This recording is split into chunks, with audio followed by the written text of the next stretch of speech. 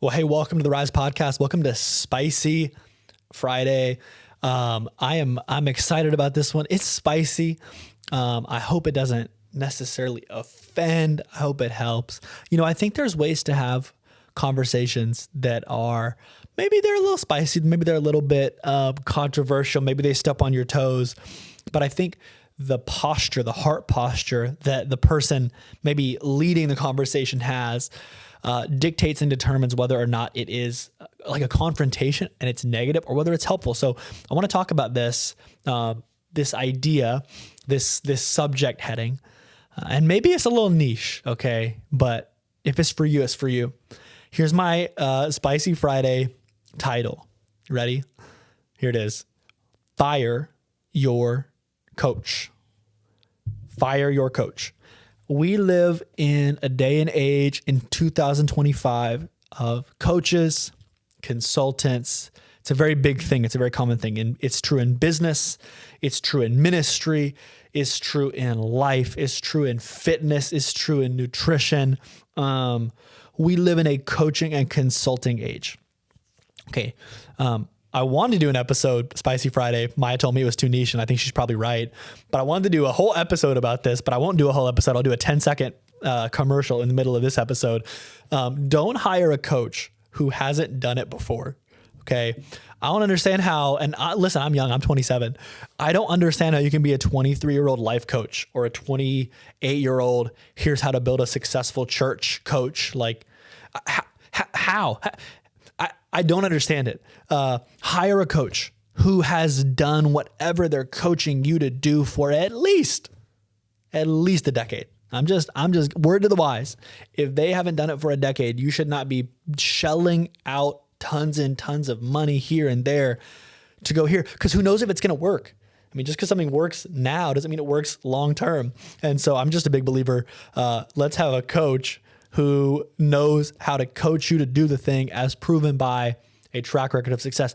Now, even just saying that, the title is called Fire Your Coach, and then I just gave you advice about what kind of coach to have. That's because I'm not telling you that consultants are bad. I'm not telling you that coaches are bad. The reason I'm giving you the advice that it's time to fire and break up with your coach is because I believe that you very well may not be able to handle them.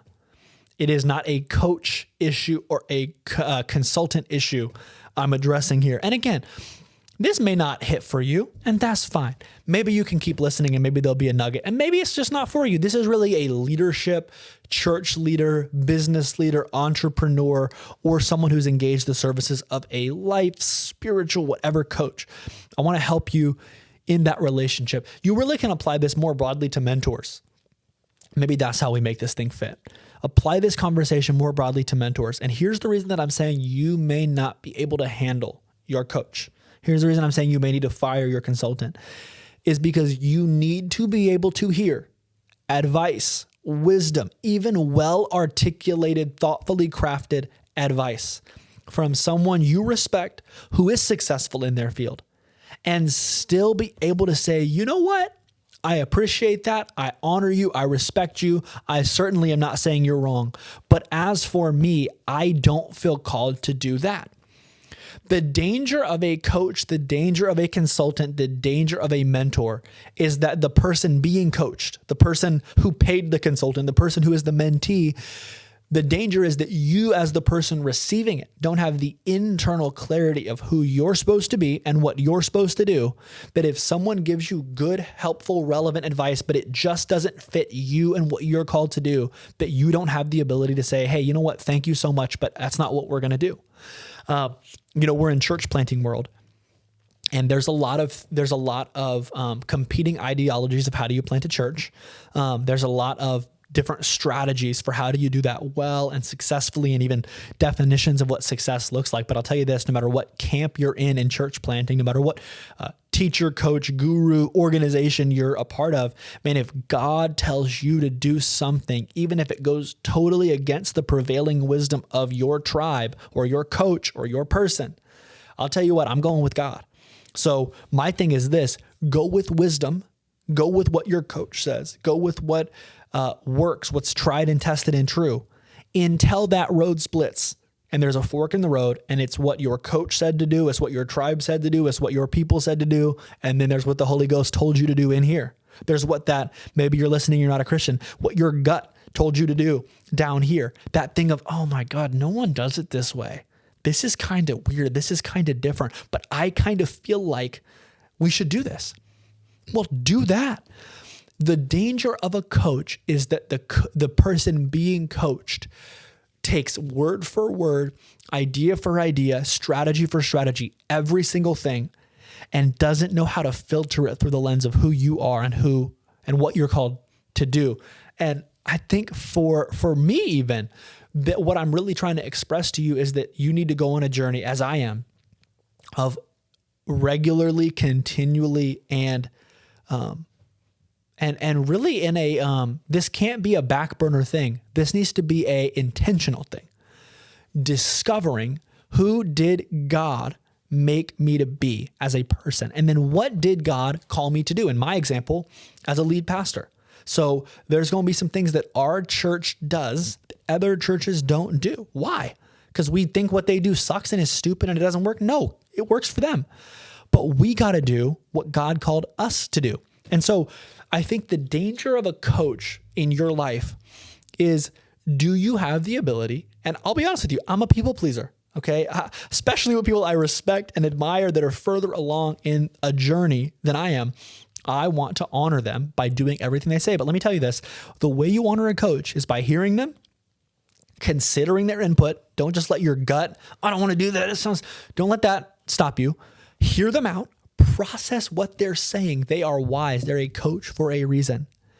But then process what they're saying through the lens of who did God make me to be and what did God call me to do?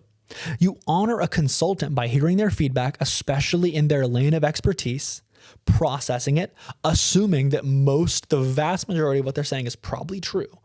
It's probably generally applicably right, but then processing it through the lens of, is this us? Is this me? Is this the vision that I have?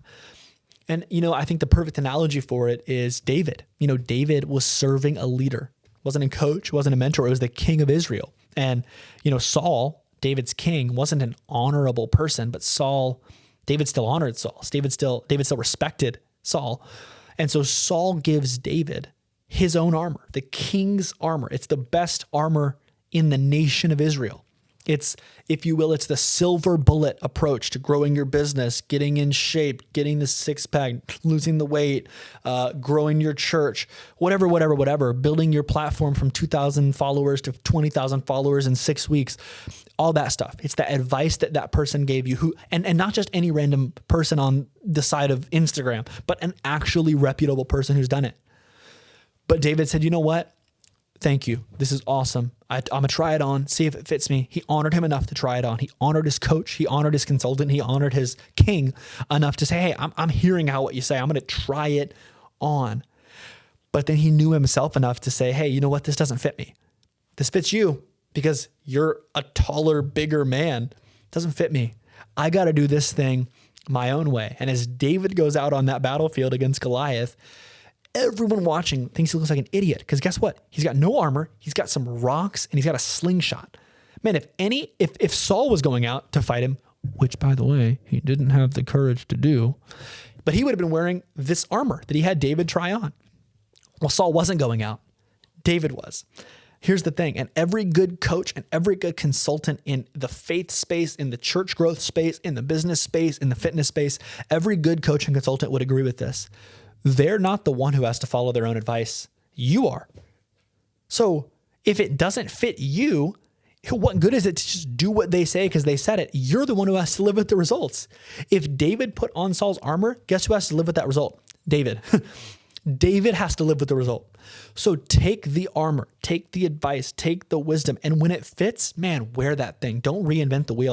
I don't understand this idea. There's this idea in like church planting world of like, if anyone ever has said it or done it or tried it, don't do that because you got to get a fresh word from God for you.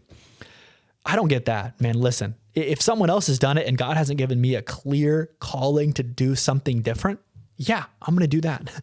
Okay. But when God tells you, you know what, Saul's armor doesn't fit this time, then don't wear it. Wear what fits you. Take the weapon that fits you, because you're going to have to live with it. So fire your coach, fire your consultant, in the sense that you gotta take them off this pedestal of, I'm going to do everything they say no matter what. No, you got to do whatever they say, filtered through the lens of who are you and who is God calling you to be. Because he's called you to do what he's called you to do. He's called them to do what he's called them to do. And they're a blessing and they're great. And there's so many amazing ministry coaches, youth pastor coaches, church growth coaches, business coaches, life coaches, this coaches, that. There's coaches for everything. And that's amazing. And I'm actually not anti that at all. I'm kind of anti, you don't know, you haven't even done it yourself, but you're going to make me pay you $1,000 a month to tell me how to do it. I'm anti that, but I'm not anti learn from someone who's done it. But man, filter it. And you got to filter it through who you know yourself to be and what you know God's called you to do. And that takes inner work. No coach can do that for you. No consultant can do that for you, nor should the good ones. They don't try to. You bring that. That's what you bring to the relationship, is a knowledge of you and of calling and of clarity of vision for what you're building. And then when you combine that with the wisdom, expertise of a great coach, that's fuel. That's rocket fuel to launch you into what's possible. But when you bring insecurity and lack of clarity and all you do is take this expert, that expert, this expert, that expert, throw it all into a basket and try to do something, never works. Never feels authentic. And if it doesn't feel authentic to you, it's not going to resonate with them, with whatever it is that you're doing. So fire your coach in that you're going to fire the mentality of, I don't know who I am or what I'm doing, so someone just tell me what the heck to do and I'm going to try it. No, I know exactly who I am. I know exactly what I'm called to build, and I'm going to take from the voices that God has put in my life as much wisdom as I can possibly glean. And by the way, if you know me at all, you know I'm the least anti learning and taking great ideas and wisdom from great people as anybody. I'm all about learning. I always have a podcast or an audiobook. I'm always on a Zoom call or a phone call with someone further than me in what I'm doing. So I'm not saying don't learn. I'm just saying make sure you don't just try to sample every buffet and make it your own. No, you need to know who you are so you know what fits you. And I'm telling you what, as you learn who God made you to be, and then take the advice that other people have for you that actually fits, you're going to see great fruit in that business, in that dream, in that book, in your physical fitness journey, in your faith. I really believe that for you. And I'll say this, I don't want to be your coach, but if I can ever help you in your faith, maybe you're starting a podcast, how do you do it? I'm definitely not the world's leading expert, but I've done it for a little while. Would love to help you. We're planting a church. I can't coach you how to grow a church and lead a church. I can't coach you how to plant a church. But if you want a friend who's in the same journey, I'd love to do that. I'd love to connect. Send me a DM on the gram. If you're not already subscribed to the podcast on Spotify, Apple Podcasts, or YouTube, wherever you consume this content, man, subscribe. If you're somewhere where you can like a video like YouTube, like it. If you're somewhere you can rate the pod, man, rate it, unless you're going to do less than 4 stars, in which case feel free to not rate it, but 5-star, drop a 5-star review. And if this spoke to you and you're like, oh my gosh, this other person I'm in this coaching group with needs to hear this, send it to them. Maybe it'll bless them. Appreciate you joining. We'll see you Monday. Love you. Peace.